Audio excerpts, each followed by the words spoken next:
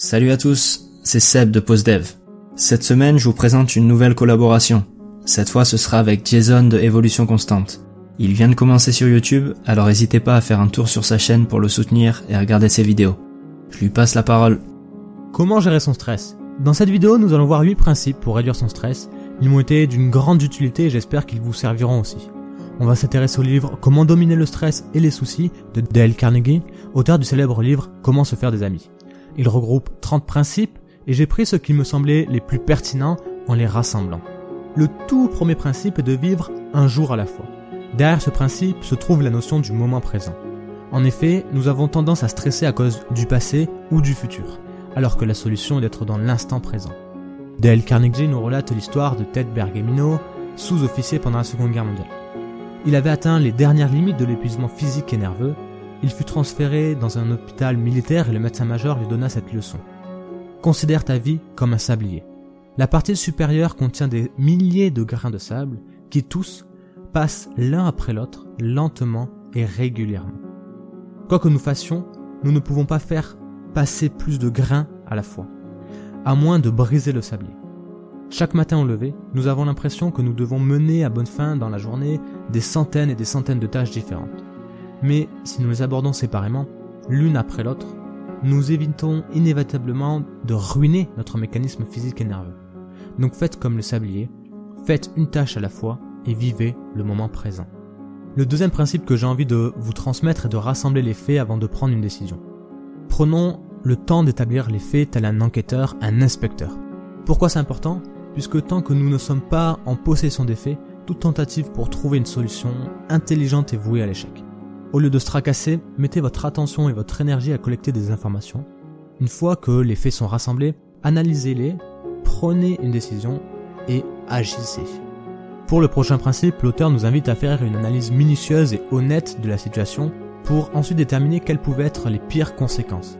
Et une fois qu'on a déterminé ces conséquences, il faut les accepter. Il faut accepter le pire et en tirer parti pour justement chercher des moyens, des solutions d'éviter ou d'atténuer en tout cas ces conséquences-là. En appliquant ce principe, vous allez vous rendre compte que le pire du pire arrive très rarement. Ne vous tracassez pas pour des bagatelles. C'est justement l'idée qu'il y a derrière ce nouveau principe, le fait que on sort souvent de nos gonds parce que tout simplement on exagère l'importance, on exagère les situations.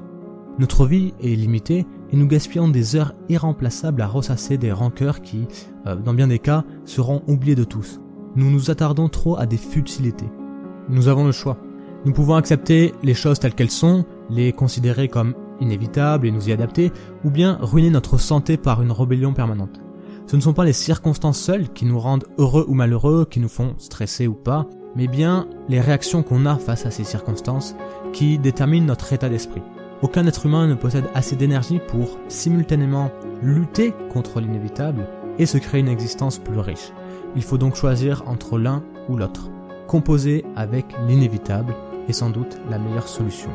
Ce cinquième principe a eu un impact particulier dans ma vie quand je l'ai découvert. C'est la notion de gratitude. Énumérez vos raisons d'être heureux et non l'inverse. Comme l'a dit Emerson, l'homme est ce qu'il pense durant toute la journée. Donc ayez des pensées positives. Vous pouvez vous rendre compte que vous stressez pour des raisons relativement insignifiantes, puisque environ 90% de notre vie va bien et 10% va mal. Donc pour être heureux et vivre sereinement, il faut nous concentrer sur ces 90% de positifs et ignorer les 10% de négatifs. Nous pouvons tous nous connecter à notre richesse. Accepteriez-vous de vendre vos 2 yeux pour 1 milliard d'euros ? Combien exigeriez-vous pour vos jambes, votre ouïe, vos enfants ? Faites le total de votre actif et vous constaterez que vous ne les céderez pour rien au monde. Ayez de la gratitude et vous verrez les bienfaits. Vous pouvez guérir en 2 semaines si vous appliquez la prescription suivante. Chaque jour, trouvez le moyen de faire plaisir à quelqu'un.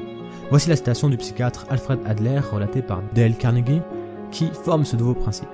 Créer du bonheur autour de vous peut paraître simple et pourtant c'est terriblement efficace. Peut-être allez-vous penser, pour moi, les choses se présentent tout autrement.